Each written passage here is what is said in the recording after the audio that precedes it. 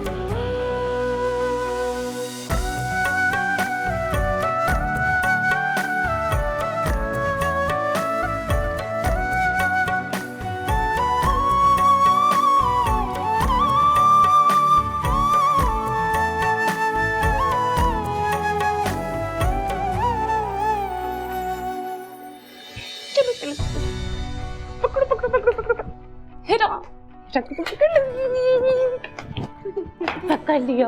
भागो भागो भागो।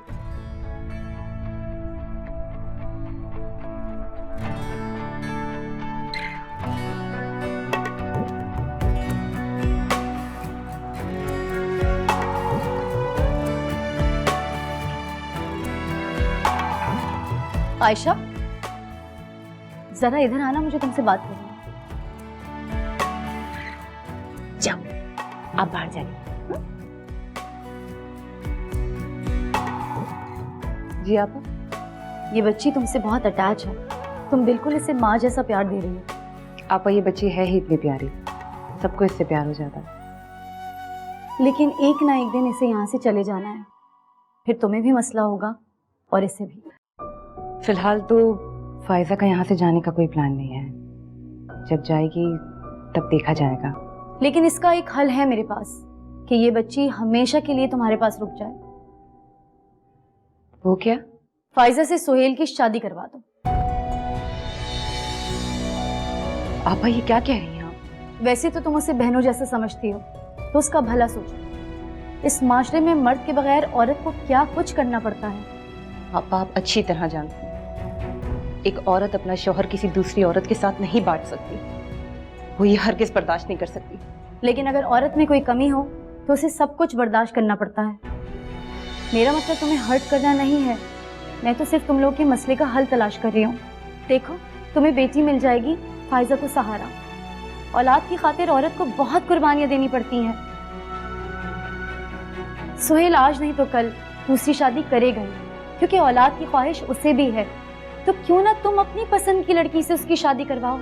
तुम दोनों मैच्योर हो, समझदार हो, एक दूसरे को समझती हो।